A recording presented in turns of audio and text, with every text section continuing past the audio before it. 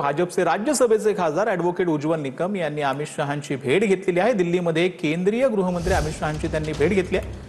29 जुलै रोजी संसदेच्या कार्यालयात त्यांनी भेट घेतलेली आहे। आगामी मंत्रिमंडळ विस्तारात उज्ज्वल निकमांची केंद्रीय मंत्रिपदी वर्णी लागण्याची शक्यता जी आहे ती वर्तवली जाते। राजकीय वर्तुळामध्ये तशी चर्चा आहे। या पार्श्वभूमीवर या भेटीला महत्त्व प्राप्त झाले। या भेटीवेळी महाराष्ट्रातील काही महत्त्वाच्या मुद्द्यांवरही चर्चा झाल्याची माहिती आहे। दरम्यान उज्ज्वल निकम यांनी अनेक मोठ्या प्रकरणांमध्ये सरकारची बाजू देखील मांडलेली आहे आणि त्यानंतर त्यांची मंत्रिमंडळामध्ये वर्णी लागू शकते अशी एक चर्चा जी आहे ती राजकीय वर्तुळात पाहायला मिळते। त्यांनी काही दिवसांपूर्वी ही भेट जी आहे ती केंद्रीय गृहमंत्री अमित शहांची घेतली। तर पुण्यातल्या चाकण MIDC मधून खड्डे आणि वाहतूक कोंडीमुळे 20 कंपन्या स्थलांतर करत आहेत। दरम्यान चाकणच्या प्रश्न गंभीरतेने घेतला, प्रश्न सोडू असं फडणवीसांनी म्हटलेलं आहे। पावसाळा संपल्यानंतर चाकणचं इन्फ्रास्ट्रक्चर अपग्रेड करू असं देखील फडणवीसांनी म्हटलं। चाकणचा प्रश्न अतिशय जेन्युइन आहे। त्या संदर्भात एक बैठक झालेली आहे।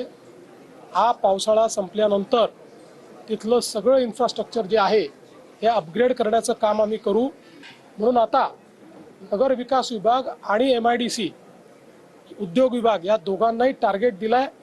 पहिल्यांदा पुण्याच्या जवळच्या ज्या चांगल्या आमच्या MIDCs आहेत यांना इंडस्ट्रियल टाउनशिपमध्ये परिवर्तित केलं की मग तिथेच पैसा उभा होईल आणि त्या ठिकाणी इन्फ्रास्ट्रक्चरचं जे काही देखरेख आहे ती करता येईल। पण मी निश्चितपणे आपल्याला सांगतो की चाकणचा विषय अतिशय गंभीरतेने घेतलेला आहे आणि आम्ही सोडवतो।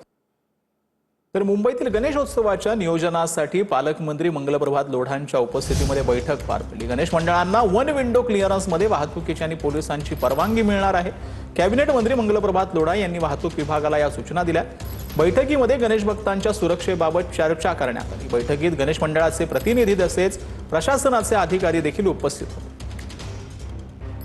गणपतीचा उत्सव पूर्ण महाराष्ट्रामध्ये, देशामध्ये, विश्वमध्ये आता साजरा करत आहे लोक अतिशय उत्साहाने।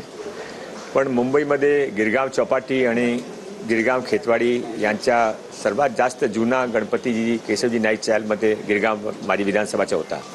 मी यावेळी महानगरपालिकेचे अधिकारी, पोलीसचे अधिकारी, ट्रॅफिकचे अधिकारी सर्वांनी एकत्र करून गणपती मंडळाच्या बरोबर मीटिंग ठेवली आहे आणि त्या मीटिंगमध्ये ते चांगलं नियोजन कसं करू शकतात, त्यांची काय गणपती मंडळाचे पेक्षा जास्त त्यांची समस्याबद्दल कोणाने जाणीव नाही आहे। तर त्यांना ऐकून घेऊ कसा हल करू शकतात ते सॉल्व्ह करू। तर काळू धरणाचं प्रकरण फास्ट ट्रॅक करण्याचा आता जलसंपदा मंत्री गिरीश महाजनांनी निर्देश दिलेले आहेत। आमदार निरंजन डावकरे यांच्या पाठपुराव्याला अखेर यश आलं। ठाण्याच्या पाणी प्रश्नावर शिलार आणि पोशीर सोबतच इतर जलस्रोतातील अतिरिक्त पाण्याची चाचपणी करण्यात येते। शिलार आणि पोशीर प्रकल्पामधून प्रत्येकी 300 MLD पाणी देण्याची मागणी आहे। तर गणेश नाईकांच्या पुतण्याची नगर विकास विभागावर नाराजी पाहायला मिळते। नगर विकास विभागाकडून वारंवार डावलल्याचा सागर नाईकांचा आरोप आहे। त्यामुळे नगर विकास विभागासोबत पत्रव्यवहार करणार नाही, थेट मुख्य सचिवांसोबतच पत्रव्यवहार करणार। नवी मुंबई पालिकेचे सभागृह नेते सागर नाईक यांनी ही भूमिका मांडली। तर इंदिरा गांधींच्या हत्येचा कट रचणाऱ्या केहर सिंहच्या मुलाला पंजाब विधान परिषदेसाठी आता उमेदवारी देण्यात आली। तुरुंगात असलेल्या खलिस्तानी संघटनेचा अमृतपाल सिंहच्या वारिस पंजाब दे पक्षाकडून ही उमेदवारी देण्यात आली। सतवंत सिंह यांना बस्सी पठाणा या मतदारसंघातून उमेदवारी देण्यात आली। पंजाबमध्ये 2027 मध्ये निवडणूक होणार आहे। वर्षभराआधीच उमेदवारी दिल्यानं चर्चा रंगली। तर आमदार सचिन कल्याण शेट्टींना जीवे मारण्याची धमकी आलेली आहे। धमकी देणाऱ्या आरोपी विरोधात कठोर कारवाई करण्याची मागणी होते। आमदार कल्याण शेट्टींचे समर्थक सोलापुरात पोहोचलेले आहेत। कल्याण शेट्टींच्या समर्थकांकडून घटनेचा तीव्र निषेध करण्यात आला। आरोपींच्या मागे कोणी याचाही शोध घेण्याची मागणी केली जाते। तर जन्म मृत्यू विवाह प्रमाणपत्र नोंदणी 3 कार्यालयीन दिवसांमध्ये होणार आहे।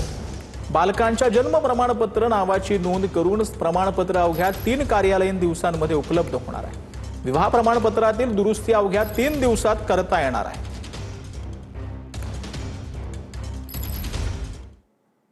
तर विधान परिषद उपसभापती सचिन आहेर यांनी पोद्दार रुग्णालयाची पाहणी केली। सचिन आहेर यांनी रुग्णालयातील आरोग्य सुविधांचा आढावा घेतला। रुग्णालयातील वसतिगृहाची पाहणी करून सोयी सुविधांचा त्यांनी आढावा जो आहे तो घेतलेला आहे.